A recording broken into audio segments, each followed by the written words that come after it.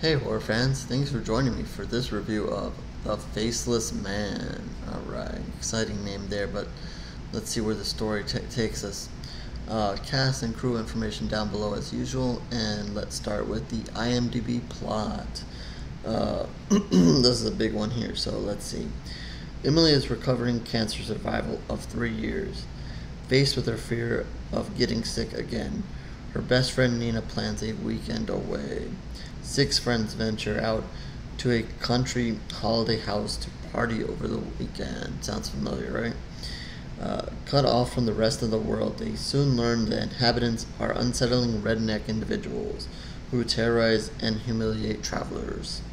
At the same time, a paranormal monster, seen as the Faceless Man, haunts the house, pushing the friends to their limits. Okay. So yeah, lots of stuff happening there, and lots of stuff happening in this movie. I guess to tell you straight off the top, this movie is not gonna be for everybody. It's gonna be a little weird, not because of what is happening, but basically because it's a movie that takes different genres and throws them all into one story. So while sometimes you have your horror and you can mix it, with your supernatural, with maybe some blood and guts, or supernatural, and maybe have a big twist to the story or somewhat. This reaches out a little bit further and combines different avenues from different different genres. And I guess as I explain the movie, I'll kind of lead you the way. And basically, it starts off. Again with Emily, and she has cancer, unfortunately, and when it starts like this, it's a very serious beginning. She has a huge argument with her father, who basically shows up to help her, but she doesn't really want his help. So you think that this might be a little bit of a dramatic movie. We've seen recently some movies take on mental illness and so forth, so when you see that it says cancer, maybe you're thinking the Faceless Man has something to do with maybe something of her cancer, and it's going to be that kind of movie. But then it kind of quickly shifts, and as it says in the plot there, she gets together with some friends. They're at this party, kind of setting up the now typical horror group of friends, you get to meet, and they're going to go someplace out, isolated, so that they can be eventually killed. The usual horror stuff here. So you see him at a party, you get to meet a few of the characters, a few of the friends that are going to be in this story, and then you kind of get that there's drugs involved here, and that is another avenue here, that this is part of a drug dealing movie as well. Apparently some bags get mixed up, and they end up taking some drugs with them that I guess they weren't supposed to. That part was a little confusing there. I may have missed exactly what was going on there. But then long and behold, like I said, crossing different genres, it kind of also goes into a gang kind of thing, a drug lord kind of thing here.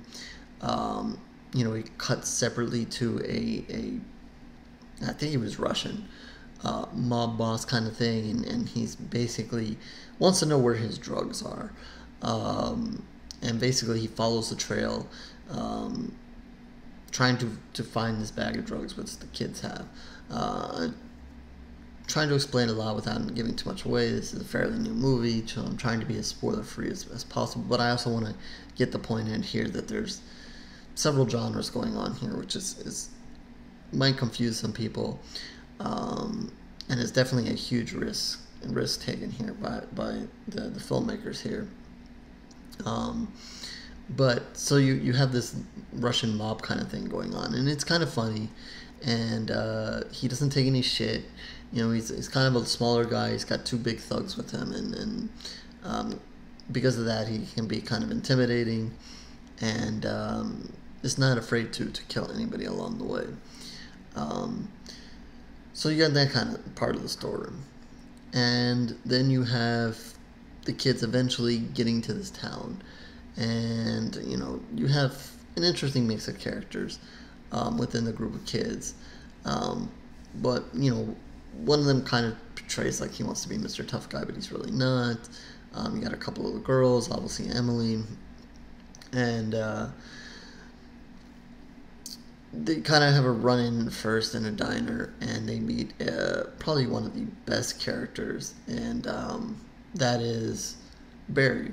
I'm not going to say his full name, but it is a very interesting name, and they go to great lengths in the story to say that Barry is the problem solver. So if we want to talk about genres here, there's definitely comedy in the movie, and I think there's a little bit of comedy around his character and the fact that he is a problem solver, and everybody in town basically knows him, and whenever there is a problem, they just refer to Barry, and Barry is going to fix it. So there's a little humor there with him and his character. But then, this town is different town.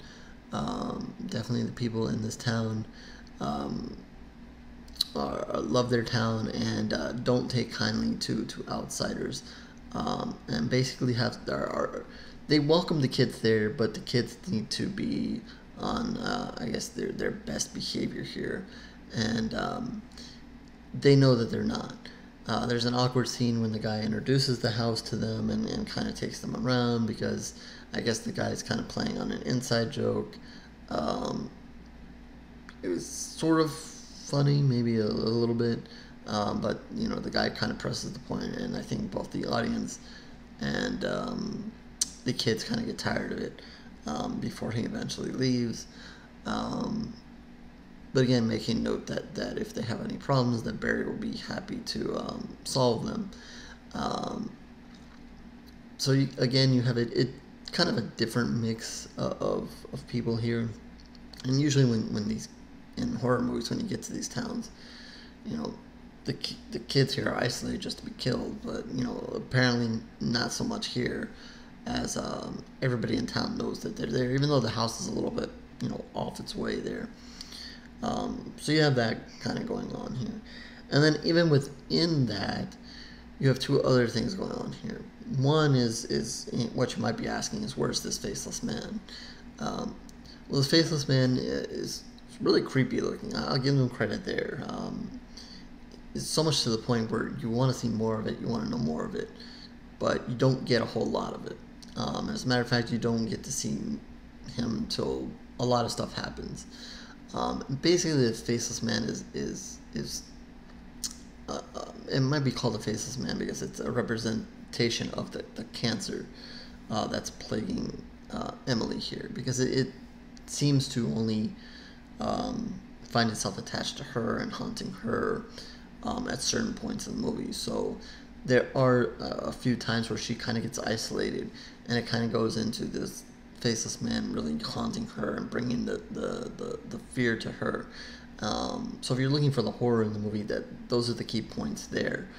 And I think they do a pretty good job there. Like I said, he's pretty creepy looking, and they make it really intense and very personal and dark there.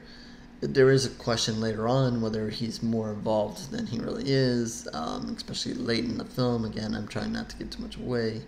But then there's even more of another story in there that apparently there's somebody else around here that's also a killer. At least I got from that. Maybe I missed it again. There's a lot of stuff happening in the story, and a lot of different streets crossing here as far as the genres, and trying to keep up with this crazy mesh that they've put together.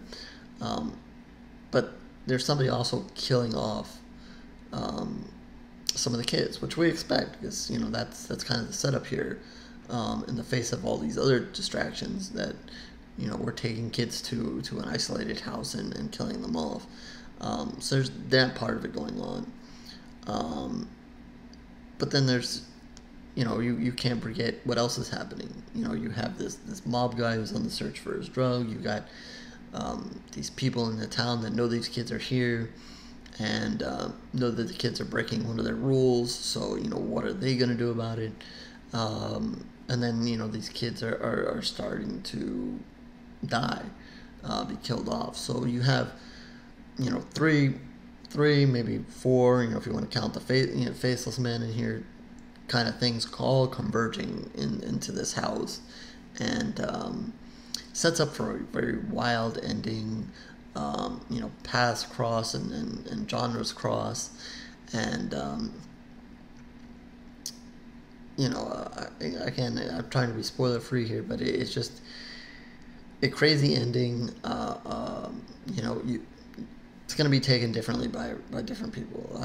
You may thoroughly enjoy what they've done here, throwing everything together in a pot here and mixing it up. You may think it's the most ridiculous thing ever. I think there's going to be a character or two you might like. As far as the kids, probably not. They don't go to great lengths to make you like too many of them. You may feel sorry for Emily because of the cancer and her being basically tortured by this Faceless Man. But I think it's the other characters, some of the people in the town, obviously this mob boss, that you may like, or you just may get drawn to them more because you hate them. I think those are the characters that stand out more here. So yeah, this is not, just a horror movie. It's got a great title.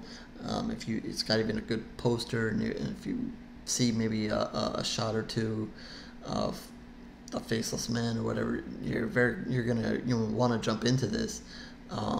But I think the warning is once this starts to roll, you're gonna see a lot of different things come at you, and you're gonna be like, wait a minute, this is not a serious. Faceless Man is either out killing people or just out mentally torturing everybody. No, there's a lot of other stuff happening here in the story, and so it's a big risk that they take here, and not everybody's gonna like it. Everybody's gonna say, maybe it's a little too much. Maybe if they crossed one or two things, that would have been fine, but they just threw in too much. But I can credit for trying something new. Why not?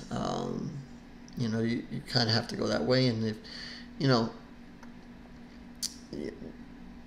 you're trying to be different here, you're trying to stand out in the horror community, in the horror world, and get your film seen.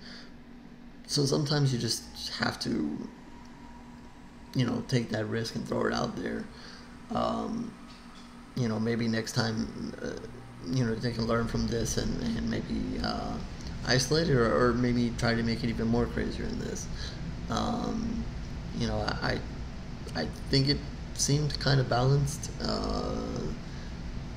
Maybe towards the end it kind of got away and got maybe too much into the gangster mob kind of thing. I think you should just, if you put it on and you start seeing this, try to hang in there and try to watch it all to the finish. I think, it kind of tries to bring it back at the end, and tries to remind you that it's a horror movie at the very, very end. I should have made note of it. I think there might have been an extra credit scene or a scene mid-credits, if I'm not mistaken. I watched this a couple of weeks ago. I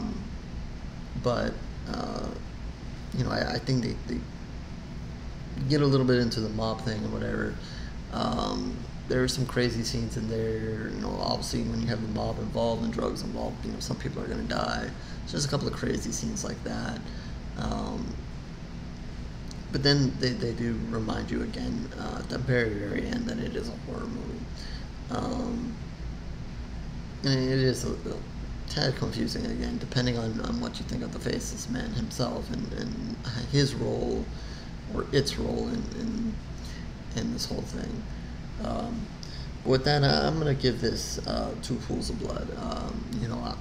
I noticed a review or two that completely bashed it, and if you want to go that route, that's fine. I can see it. Maybe you have no tolerance for this mixing of genres and this melting pot that they create here. And then I saw a couple of positive ones, and they kind of go a little bit more in depth of what is created here. So I'm just gonna give it 2 pools of blood. I'm really not pulled in either, loving a direction or hating a direction. But I think the biggest thing here is this: they took a risk, and it's gonna be up to you whether you take a risk and watch this movie. I think I've given you basically, maybe not a great review, but at least a decent warning of what you might be getting into if you turn this on. So with that, as always, down below, horrorscorerreviews.blogspot.com is where you can find more reviews. Done a ton of written reviews recently. Subscribe to this channel for more video reviews. Twitter and Facebook information down below as well. Feel free to reach out to me, talk about this movie, other movies. If you have a movie you want me to see and review, either video review or written review, just let me know. We can talk about it. And with that, I guess I've put a face on this review, and I will catch you on the next review, horror fans.